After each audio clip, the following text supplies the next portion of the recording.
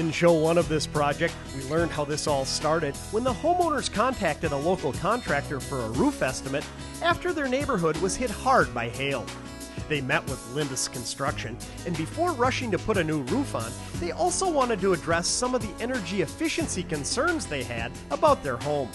So diagnostic testing was recommended, and it was determined that the home was leaking through the attic, and the best plan would be to vacuum out the old insulation, completely seal the attic with a coat of spray foam, and then blow in fiberglass insulation to complete the system. Now let's catch up with Andy Lindus to learn about the roofing components being installed and some good things to know about selecting shingles. Well, Andy, so far we've covered an awful lot of ground on the preparation for a re-roofing project and learned that these homeowners are taking it to the next level of a remodeling and doing lots of different things to improve their home. Yeah. But right now I want to focus in on the installation of the components and really what those components are on a professional re-roofing job. So let's start from the roof decking and walk us through what you're going to install. Yeah, after the roof is completely tore off, we're going to inspect the roof deck. We know that. But here's something that gets reused almost every time on a roof. I told you about the guy trying to do it for exactly what the insurance company had. Sure. This is what they do.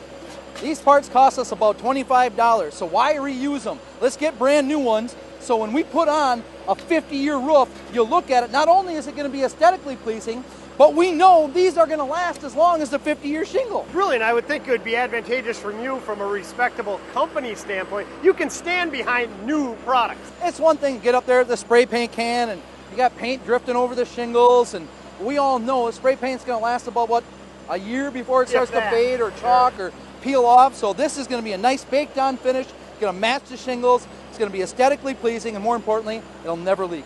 Okay, so you take care of the peripherals, all the different penetrations, Yeah. They get flashed, they get new components.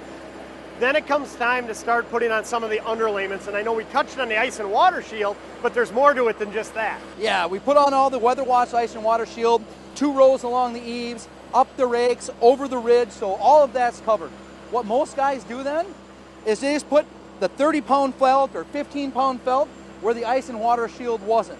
What we do is over the entire roof deck, we're going to install our composite underlayment Tiger Paw. Now you saw how brittle that 30-pound felt was? Sure. This will never get brittle. You'll never have to worry about it cracking or leaking.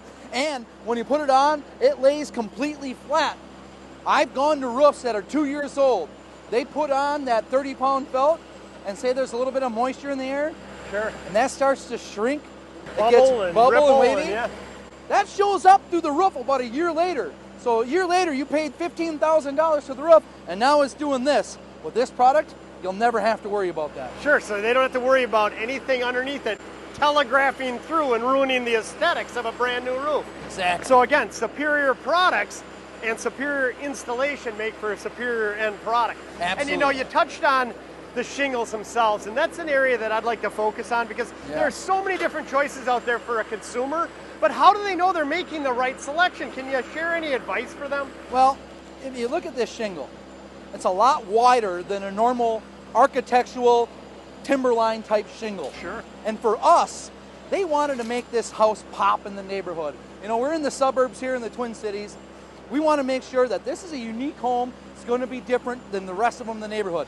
So what I did, I took some digital pictures of the house and did a rendering for them. Showed them all the different styles of shingles that are available, all of the different colors that are available, ended up choosing the age goat color and the Camelot shingle. And I'm telling you, when you stand back at the curb and take a look at this home, there's a lot of roof you're going to see.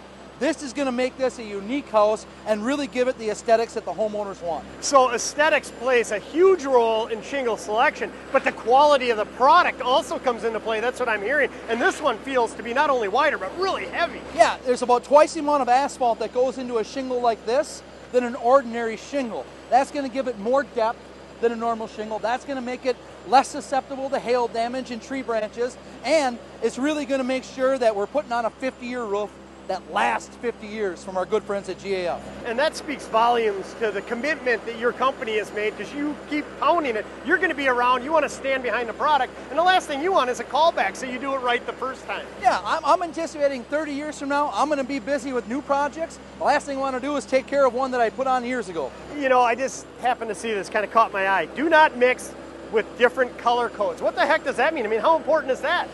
All the major manufacturers of shingles in our country have a lot of different manufacturing facilities.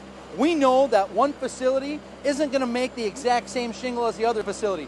Different asphalt, different rocks come from different quarries. We just want to make sure when we put on a shingle, they're all made the same. This shingle here, all of these were made the same day in the same factory, so they're going to match perfectly. And somebody out there might be thinking, well, wouldn't everybody do that? But again, if you talk about the bargain hunters, the people, the contractors out there that are trying to do it to, you know, save a few dollars, they might get a deal here, a deal there, mix and match, and you're not going to be happy with the end result. Yeah, or they don't order enough materials. I always order more than enough, so I don't have to scramble to whatever local lumber yard I can to get a shingle to fill it in.